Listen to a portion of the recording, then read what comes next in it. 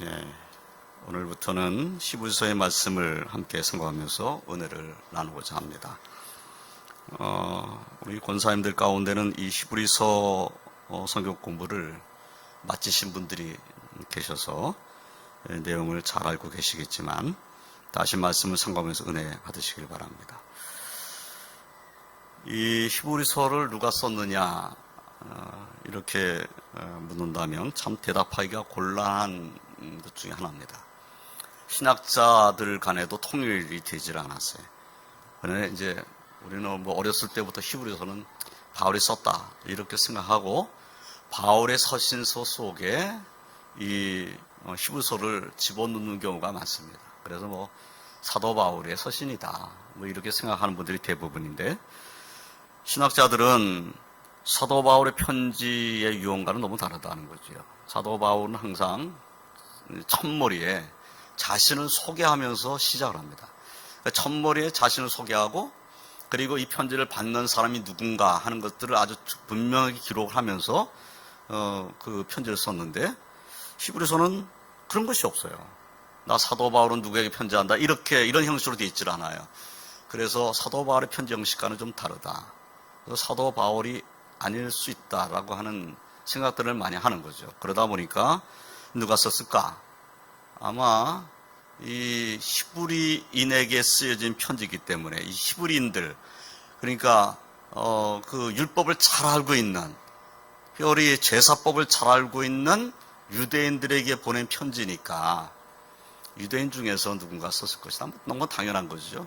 또 이 성경에 들어가 있는 이런 서신서들은 다 제일 먼저 이 성경 속에 집어넣을 때 사도성이 있느냐, 정말 사도가 이것을 썼느냐, 사도와 같은 동급의 사람이 이걸 썼느냐, 이것이 거의 이제 신학자들 간에 통일이 이루어져야 성경에 들어가는 거예요. 근데 이 성경을 넣을 때 히브리서에는 사도성이 있다, 복음의 내용과 다 동일하다 라는 것이 이제 다 인정됐기 때문에 들어간 거죠. 그래서 누가 썼느냐 하는 이에서 사도 바울이라고 말했던 많은 분들이 있지만, 요 근래는 아볼로가 썼을 것이다 라고 생각하는 사람이 상당히 많아졌습니다. 아볼로는 율법을 잘하는 사람이었죠. 그가 고린도에 사도 바울이 갔을 때 브리스길라 아굴라가 이제 만났잖아요. 사도 바울을 만났잖아요. 사도 바울을 만나가지고 같은 천막을 만드는 직업을 갖고 있었기 때문에 그 직업을 하면서 착반 짓는 일을 하면서 복음 전하는 일을 함께 했어요. 근데 브리스길라 아굴라가 사도 바울에게 이 말씀을 들었는데 그때 아볼로가 왔어요. 근데 아볼로가 와서 말씀을 증거하는데, 아볼로가 말씀을 증거할 때 말씀을 증거하는 중에 세례 요한까지만 증거할 줄 알고 예수님에 대한 복음의 말씀은 전혀 모르고 있는 거예요. 그래서 이제 브리스다 아굴라 이 부부가 데려다가 하나님 말씀을 그에게 가르쳤어요. 그래서 그가 말씀을 배운 다음에 예수님을 증거하는 사람이 된 거예요. 바로 그 아볼로가 이 히브리서를 썼을 것이다 이렇게 말한 분들이 꽤 많습니다. 또 어떤 사람은 이거는 누가복음을 썼고 사도행전을 쓴 그 누가가 쓴 것이 아닐까 이렇게 생각하는 사람도 있어요. 이게 저자에 대해서는 여러 가지 논란이 있기 때문에 그 정도로 생각해보고, 누가 썼느냐 그것도 사실은 상당히 중요합니다. 왜냐하면 누가 썼느냐 하는 것은 이 책에 정말 신빙성이 있느냐, 우리가 읽는 이 히브리서가 정말 우리가 믿어도 되는 그런 말씀이냐 하는 아주 중요한 그러한 그 근거가 되는 것이니까 누가 썼냐가 굉장히 중요한 거죠. 근데 그 내용은 또 어떠하냐, 이 히브리서의 내용이 얼마나 중대한 내용이냐. 정말 히브리서는 굉장히 중요한 책입니다. 이 히브리서는 구약을 제대로 이해하고 신약의 예수님의 사역을 제대로 이해하려면은 사실 구약의 제사법도 알아야 되고 그 제사법이 어떻게 예수 그리스도로 말미암아 성취되었는가 하는 것을 연결해서 알아야 돼요. 그래야 구약과 신약의 연결을 잘할 수 있어요. 그런데 히브리서가 바로 그것을 한 겁니다. 히브리서는 구약에 있는 제사법을 잘 알고 있는 히브리인들에게, 그들에게 예수님이 우리의 구주이시다, 예수님이 우리의 대제사장이시다, 예수님의 제소로 말미암아 우리는 제사함 받았다라는 것을 논리적으로 설명하는 겁니다. 그래서 굉장히 중요한 책이에요. 그래서 이것을 잘 읽고 묵상하면 이제 구약의 제사법과 신약의 예수님의 그 제사가 얼마나 잘 연결되어 있는가 하는 것을 우리가 잘 알게 되는 거죠. 그래서 이 히브리서는 그래서 우리가 읽을 때에 그냥 읽어가지고는 잘 모를 만한 내용들이 상당히 많아요. 그래서 이렇게 이제 우리 주일 오후 시간, 이 시간을 통해서 말씀을 좀 살펴보도록 하겠습니다. 그래서 히브리서의 내용을 살펴보면은 구약의 제사법에 대해서 말씀하고 있고, 그 제사법에 따라서 사실은 레위지파에서 제사장이 나와야 되는데 예수님은 레위지파 사람도 아닌데 대제사장이 되셨다는 것. 어떻게 레위지파 사람이 아닌데도 불구하고 대제사장이라고 말할 수 있는가 하는 것. 그리고 예수님이 사실은 우리의 제사장일 뿐만 아니라 우리 앞에서는 선지자예요. 하나님 말씀을 전하는 선지자. 그리고 예수님은 우리를 다스리시는 왕이시기도 해요. 그래서 예수님의 직분을 갖고 얘기한다면 왕이시고 제사장이시고 선지자이시고, 그래서 삼중직을 갖고 계신 분이시다. 우리가 그렇게 생각을 하는 겁니다. 근데 그러한 내용이 히브리서에는 잘 기록되어 있다는 겁니다. 히브리서 내용이 상당히 중요한 거죠. 또 히브리서를 읽다 보면은 복음이 왜 이렇게 중요하냐, 율법과 비교해서 복음이 왜 이렇게 중요하냐, 왜 복음의 말씀을 우리가 의지해야 되느냐 하는 것들을 이 히브리서가 우리에게 잘 알려주고 있어요. 그러면 왜 히브리서를 왜 썼을까? 이 히브리서를 왜 썼을까 하는 겁니다. 히브리인들이 잘 알고 있는 제사법을 얘기하면서 예수님에 대한 소개를 하고 있는데 왜 이 성경을 썼을까 하는 겁니다. 이 편지를 왜 썼을까? 근데 편지의 내용을 읽다 보면 뭘 알 수가 있냐면, 당시에 이 편지를 받는 사람들은 핍박받는 그리스도인들이에요. 핍박을 받고 있어요. 그런데 특별히 히브리인에게 보낸 편지니까, 누구에게 보낸 편지니까 히브리인이면서 예수 믿는 사람들인 거예요. 유대 사람이면서도 예수를 믿는 거예요. 그런 사람들에게 보낸 편지라는 거죠. 왜 그분들에게 이 편지를 썼을까 하는 거예요. 그것은 사실은 우리가 옛날에 우리나라에 복음이 전해졌을 때, 복음이 전해서 예수를 믿는 사람이 집안에 하나 생겼어요. 그럼 어떻게 되죠? 온 집안 식구가, 아니 가문에 먹칠을 해도 이런 먹칠이 어디냐, 이래가지고 그 집안에 예수 믿는 자는 완전히 집안 망해버린 자가 되는 거예요. 그리고 온 집안이 예수 믿는 자를 핍박하는 거죠. 그런데 그 핍박을 이겨내고 오히려 그 집안이 예수 믿는 집안이 되는 역사가 일어나잖아요. 그게 초대교회, 우리나라 초대교회 역사예요. 그런데 이런 일이 우리나라만 일어난 것이 아니죠. 이 히브리인에게도 일어났겠죠. 히브리인 중에 예수를 믿게 되니까 옛날 조상 때부터 믿어온 것은 유대교예요. 조상 때부터. 유대교에서 가르친 것은 뭐냐면 구약의 율법, 모세가 주신 율법, 하나님께로 받은 율법, 십계명과 율법을 잘 지켜야 된다. 이것을 지킴으로 우리가 구원받는다. 이것을 아주 어릴 때부터, 아주 조상적부터 믿어왔던 거예요. 그러면서도 메시아가 오실 것이다 라는 것을 믿는 거예요. 그런데 지금 히브리서를 받는 사람들은 어떤 사람이냐면 어릴 때부터 배운 율법의 말씀을, 그 말씀을 이제는 그 말씀보다 더 예수님께 주신 말씀을 더 믿는 사람들인 거예요. 그리고 더 중요한 것은 이 히브리서를 받는 사람들은 어떤 사람이냐면 유대교에 있었던 사람인데 그들이 유대교에서 나와가지고 예수님을 영접한 사람들이에요. 예수 믿는 사람들인데 핍박을 받고 있는 거죠. 핍박이 너무너무 심해지니까 견디지를 못하는 사람이 생기는 거예요. 그렇지 않겠어요? 우리나라에도 초대 교회에 복음이 전해졌을 때 믿음을 끝까지 지켜서 그 집안을 변화시키는 사람도 있었지만은 믿음을 지키려고 해도 온 집안이 난리치고 예수 못 믿게 하니까 결국은 이것을 나도 그러면 나 이제 다시 예수 안 믿을게요. 예수 안 믿을게요. 나 예수 안 믿을게요. 이러면서 다시 집안에 유교를 믿는 집안의 유교를 따라가는 이런 모습이 생겼을 거 아니겠어요? 유대교는 더 할 게 있죠.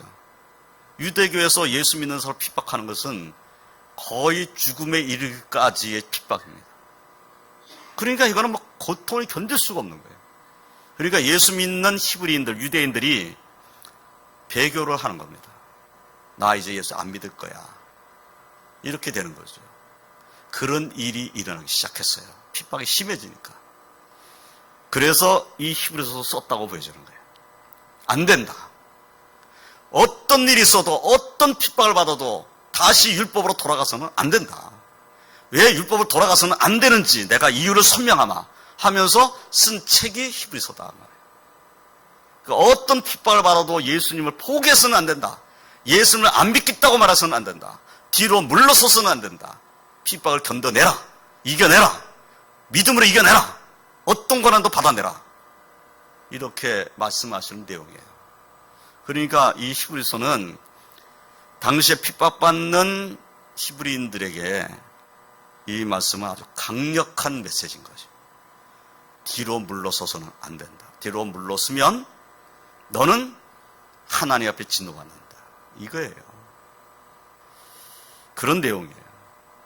그런데 우리가 예수님을 왜 믿어야 되는가 하는 것을 더 자세히 설명한 책이기도 한 거죠. 그래서 오늘 말씀은 그러면 예수님에 대해서 무슨 말씀을 하고 있는가 하는 겁니다. 예수님에 대해서 예수님이 어떤 분이라고 지금 이 1장에 말씀하고 있는가. 오늘 1장의 내용은 한마디로 얘기하면 이거예요. 예수님은 천사보다도 뛰어난 분이다. 천사보다 뛰어난 분이다. 예수님을 믿어야 된다. 이 말씀을 하는 내용입니다. 먼저 1절부터 말씀을 좀 보면 1절에 이렇게 되어 있어요. 옛적의 선지자를 통하여 여러 부분과 여러 모양을 우리 조상들에게 말씀하신 하나님이, 자, 하나님께서 이제 백성들에게 말씀을 전하시잖아요. 그럴 때 선지자를 세워서 말씀을 전했어요. 그러니까 구약의 선지자들의 선지서들을 보면 다 하나님께로부터 말씀을 받아가지고 이 말씀을 전한 거죠. 그 전한 말씀을 기록한 것이 대선지서, 소선지서입니다. 선지서들이 있어요. 이렇게 하나님께서 옛적에는 선지자를 통해서 말씀을 주셨다는 거예요. 그리고 2절에 이 모든 날 마지막에는 마지막으로 누구를 통해서 말씀하셨느냐? 아들을 통하여 우리에게 말씀하셨으니. 자, 이 말은 모든 날 마지막에 아들 통해서 말씀하셨다. 그러면 마지막 날에 말씀하셨다는 뜻이 되어버리잖아요. 그런데 예수님이 오신 지가 벌써 2000년이 넘었어요. 그럼 마지막에 말씀하셨는데 아직도 마지막이 아니네? 이런 생각할 수 있잖아요. 그럼 왜 마지막이라고 표현했을까요? 이런 거예요. 그러니까 선지자들의 말씀을 하나님께로 받아가지고 말씀을 전한 거예요. 그리고 하나님의 아들이 이 땅에 오셨어요. 하나님의 아들이 와서 이 땅에서 말씀을 증거하는 것은 하나님께서 주시는 마지막 은혜의 말씀인 거예요. 그래서 이후에 예수님 이후에 내가 선지자다, 나는 예수님으로부터 직통 계시를 받고 나는 말씀을 전하는 사람이다, 이렇게 말하는 자가 있다 할지라도 마지막 말씀은 누구의 말씀이냐면 예수님의 말씀인 거예요. 마지막 말씀, 예수님, 하나님의 아들이 주신 이 말씀이 마지막 말씀이에요. 이 말씀 말고 나는 이 예수님이 주신 이 말씀 말고 나는 다른 말씀을 또 받았다. 그건 거짓말인 거예요. 그가 꿈에 받았든지 환성으로 받았든지 음성으로 받았든지 자기는 받았다고 말할 거 아니겠어요. 그러나 성경은 예수님이 하신 말씀이 마지막 말씀이다. 예수님이 하신 말씀 말고 그거 말고 나는 다른 말씀을 받았다 하면 그건 다 거짓말이에요. 그래서 예수님 말씀이 마지막 말이 되는 거예요. 아들을 보내서 이 마지막 날에 우리에게 말씀을 주셨다. 마지막의 말씀인 거예요. 그래서 예수님 말씀보다 더 중요한 말씀은 사실은 없습니다. 예수님 말씀에 비추어서 사도들의 한 말씀도 잘못된 것이 있으면 바꿔버려야 돼요. 그만큼 예수님 말씀은 모든 말씀에 가장 중요한 말씀이 되는 겁니다. 그런데 이 2절 말씀 다시 읽어보면 이 모든 날 마지막에 아들을 통하여 우리에게 말씀하셨으니, 그러면 이 아들을 통해서 말씀하셨다고 했을 때 이 아들은 예수님을 말씀한 거죠. 이 아들을 만유의 상속자로 세우시고 또 그로 말미암아 우리 모든 세계를 지으셨느니라. 자, 아들은 상속자였고 그 아들은 모든 세계를 지으신 분이기도 하다. 그러면 우리에게 와서 마지막으로 말씀해 주신 예수님이 어떤 분이냐? 하나님의 아들이시고 만유의 상속자이시고 그로 말미암아 모든 세계를 창조하신 분이시다. 그분이 이 땅에 육신을 입고 오신 거예요. 이 2절 말씀만 갖고도 우리에게 오신 예수님이 어떤 분이신가를 우리 믿어야 되는 거예요. 이것을 알아야 되는 겁니다. 이분보다 중요한 분은 없다는 거예요. 3절에 이는 하나님의 영광의 광채시요 그 본체 형상이시라. 그의 능력의 말씀으로 만물을 붙드시며 죄를 정결하게 하는 일을 하시고 높은 곳에 계신 지극히 크신 이의 우편에 앉으셨느니라. 빌립보서 2장에 있는 말씀과 상당히 유사한 부분이 있죠. 하나님의 영광의 광채시다. 본체의 형상이시다. 예수님이 바로 하나님의 본체세요. 그런데 그분이 육신 입고 이 땅에 오셔서 하신 일은 뭐냐면 우리의 죄를 정결케 하려고 십자가에 달려 돌아가신 겁니다. 그런데 그분이 다시 살아나셨죠. 예수님 다시 살아나셨어. 그래서 지금 지극히 크신 이의 우편에 앉아 계신 거예요. 우리가 다 알고 있는 말씀이 여기 기록되어 있는 거죠. 예수님이 어떤 분이냐? 하나님의 아들이시다. 상속자이시고 천지 만물이 그를 통해서 만들어졌고, 그리고 그분이 사실은 하나님의 본체이신데 그분이 육신 입고 이 땅에 오셔서 우리를 위해서 십자가에 달려 돌아서 우리의 죄를 정결케 하셨다. 그리고 지금 하나님 우편에 앉아 계시다. 그분의 말씀 우리가 읽는 것인 거죠. 자, 4절에 그가 천사보다 훨씬 뛰어난 분, 천사보다도 뛰어난 분이다. 이렇게 말씀을 했어요. 그들보다 더 아름다운 이름을 기업으로 얻으시매니. 예수님의 이름이 천사 이름보다 아름답다. 이렇게 말씀하고 있죠. 자, 예수님의 이름은 이사야 선지자가 예언한다라면 임마누엘이고, 마태가 기록한 말씀을 보니 그 임마누엘, 그 하나님께서 우리와 함께 하신다는 가로 그분이 오셨는데 그분의 이름이 예수였다라고 기록하고 있잖아요. 그 임마누엘, 예수님, 예수라는 이름의 뜻은 구원자란 뜻이에요. 그가 그들의 백성의 죄를 살려고 이 땅에 오셨다는 거죠. 예. 예수라는 이름이, 우리를 구원했다는 구원자의 이름이 천사보다 훨씬 뛰어나다는 거예요.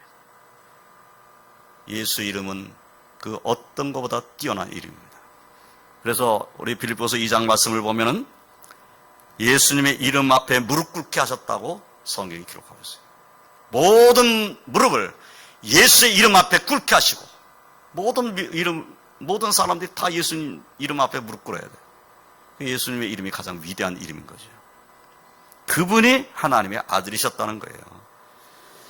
당연히 천사보다 훨씬 뛰어난 분인 거죠. 5절에 하나님께서 어느 때 천사 중 누구에게 너는 내 아들이라 오늘 내가 너를 낳았다 하셨으며, 또다시 나는 그에게 아버지가 되고 그는 내게 아들이 되리라 하셨느냐. 천사들에게 너는 내 아들이라고 한마디라도 하신 적이 있느냐고 말해요. 없어요. 천사들에게 너는 내 아들이라고 한 적이 한 번도 없다는 거예요. 그런데 예수님은 내 기뻐하는 아들이라고 성경에 기록하고 있어요. 더 놀라운 것은 예수님의 은혜를 받은 우리도 하나님이 우리를 자녀라고 부르시고 계시다는 겁니다. 예수 그리스도가 천사보다 뛰어난 분이에요. 그런데 예수를 믿는 우리 또한 예수님을 말미암아 지위가 어떻게 변화됐냐면 하나님의 자녀가 됐습니다. 우리 또한 천사보다 뛰어난 사람들이에요. 이 사실을 믿으시고 주님의 이름으로 축원드립니다. 아, 천사보다 어떻게 우리가 더 나을 수 있어? 우리가 천사보다 뭐가 낫다는 거야? 천사는 거룩하고 깨끗하고 그런 분들이 천사 아닌가? 우리는 뭐야? 우리는 죄인들인데. 우리 이렇게 생각할 수 있어요. 그런데 성경은 뭐라고 말하냐? 천사들에게는 너는 내 아들이라고 한 적이 한 번도 없다고 말해요. 그런데 우리를 향해서는 너는 내 아들이라고 부르신다는 거예요. 너는 내 딸이다. 그럼 우리가 지위가 더 높은 거예요, 천사보다. 그런데 우리가 천사보다 뭐 나은 게 아무것도 없지, 이렇게 생각할 수가 있는 거예요. 사실은 그렇지 않다는 겁니다. 성경이 그것을 말씀하고 있어요. 14절 말씀 보면 이렇게 되어 있어요. 모든 천사들은 섬기는 영으로서 구원받을 상속자들을 위하여 섬기라고 보내심이 아니냐. 천사가 뭐하는 분들이에요? 구원받을 상속자를 위하여 섬기라고 보낸 분들인 거예요. 그러면 천사는 누굴 섬기는 겁니까? 이 말씀 따라서 생각해 보면 바로 우리를 섬기라고 하나님 보내신 거예요. 우리가 무엇이기 때문에, 우리가 예수 그리스도로 말미암아 하나님의 자녀가 되었기 때문에 천사들을 보내서 우리를 보호하시는 겁니다. 이 사실을 믿으시길 주님의 이름으로 축원드립니다. 우리의 영안을 열어서 하나님께서 우리에게 천사를 보내주셨다는 사실을 우리 믿어야 된다. 믿어야 된다. 다시 6절에 또 그가 맏아들을 이끌어 세상에 다시 들어오게 하실 때에, 맏아들이라고 표현했어요. 사실 우리는 예수님을 하나님의 독생자라고 얘기하잖아요. 외아들, 하나님의 외아들 이렇게 말하잖아요. 그런데 오늘 말씀 뭐라고 얘기하고 있죠? 맏아들이라고 말하고 있어요. 맏아들. 맏아들은 무슨 뜻입니까? 아들이 많은데 그 아들 중에 맏아들, 첫째 아들을 맏아들이라고 하잖아요. 그러니까 예수님을 외아들이라고 말하고 있지 않다는 거예요. 맏아들이라고 지금 말씀하고 있다는 거죠. 그래서 내가 앞에 말씀한 그 말씀의 내용을 우리가 이 맏아들이라는 단어 속에서도 깨달아야 된다는 거죠. 그러니까 맏아들이 이끌어 세상에 다시 들어오게 하실 때에 하나님의 모든 천사들은 그에게 경배할지어다. 모든 천사는 예수 그리스도 앞에 경배드려야 돼요. 또 천사들에 관하여는 그는 그의 천사들을 바람으로 그의 사역자들을 불꽃으로 삼으시니라. 예수님은 이 우리의 맏아들 되시는 예수님, 우리의 맏형이 되는 거죠. 우리에게는 맏형이요, 또 큰 오빠가 되는 거죠. 그렇잖아요. 맏형이고 큰 오빠. 그분이 천사를 부리는 분이시다는 거예요. 우리는 그분과 함께 하나님의 자녀예요. 또 말씀을 보면 8절에 아들에 관하여는 하나님이여 주의 보좌는 영영하며 주의 나라의 규는 공평한 규이니이다. 이 말씀은 하나님 주의 보좌는 영영하며 주의 보좌는 영원합니다. 또 주의 나라의 규는 공평한 규입니다. 주의 나라의 규. 이 규라는 것이 뭡니까? 왕이 통치할 때 쓰는 뭐라 해야 되나? 홀, 옛날에는 홀이라고 했는데, 왕이 들고 있는 명령을 내릴 때 쓰는 막대기라고 표현하면 좀 이상하지만 그런 것을 말하는 거죠. 근데 그 규는 공평한 규다. 이렇게 말씀하고 있어요. 또 주께서 의를 사랑하시고 불법을 미워하셨으니 그러므로 하나님 곧 주의 하나님이 즐거움의 기름을 주께 부어 주를 동료들보다 뛰어나게 하셨도다. 하나님 보좌는 영영하고 하나님 의는 영원한 그리고 공평한 규인데, 그런데 그 하나님께서 주님을, 우리 주를, 우리가 믿고 있는 예수님을 기름 부어서 그 누구보다 뛰어난 분으로 만드셨다. 이렇게 말씀하고 있어요. 그리고 또 10절 말씀을 보면 주여 태초에 주께서 땅에 기초를 주셨으며 하늘도 주의 손으로 지으신 바라. 그것들은 멸망할 것이나 오직 주는 영존할 것이요 그것들은 다 옷과 같이 낡아지린 의복처럼 갈아입을 것이요 그것들은 옷과 같이 변할 것이나 주는 여전하여 연대가 다함이 없으리라 하였으나. 예, 주에 대해서는, 주님에 대해서는, 하나님에 대해서는 태초에 주께서 땅에 기초를 주셨다. 하늘도 주의 손으로 지으신 바다. 그러면 하나님이 천지를 창조하셨고 그때 우리의 주님도, 우리의 주님 예수 그리스도도, 예수님도 함께 계셨다. 그 우리 창조주시다. 앞에 우리가 2절에서 본 말씀과 연결시켜 보면 예수님이 창조주라는 사실을 또 말씀하고 있는 거예요. 그런데 하나님께서 땅을 기초를 두셨어요. 하늘도 지으셨어요. 그런데 뭐라고 말씀하고 있냐? 그것들은 멸망할 것이나 오직 주는 영존할 것이요 그것들은 다 옷과 같이 낡아지리니 의복처럼 갈아입을 것이요. 하늘과 땅이 의복처럼 갈아입을 것이라는 거예요. 영원한 것이 아니고 갈아입을 것이다. 그런데 하나님은, 주님은 영존하신다. 영원히 존재하신 분이시다. 그렇게 찬송하고 있어요. 그리고 주는 여전하여 연대가 다함이 없으리라. 그러면 주는 영원하신 분이시다. 하나님은 영원하시다. 주님은 영원하시다. 그렇게 말씀한 거죠. 그런데 천사 중에 대해서는 13절에 어느 때 천사 중 누구에게 내가 내 원수로 내 발등상이 되게 하기까지 너는 내 우편에 앉아있으라 하셨느냐. 하나님 우편에 천사 보고 앉으라고 한 적이 한 번도 없다는 거예요. 내가 내 원수로 내 발등상이 되게 하기까지 너는 내 우편에 앉아있으라라고 말씀하신 분이 하나님이신데 그 우편에 앉은 분은 예수님이신 거죠. 천사가 아니고. 그러면 지금까지 읽은 말씀을 보니까 예수님은 천사를 부리는 분이에요. 천사는 예수님을 경배해야 될, 그리고 천사는 예수님의 명령을 따라야 합니다. 천사는 하나님 앞에 아들이 아니에요. 예수님은 하나님의 아들이세요.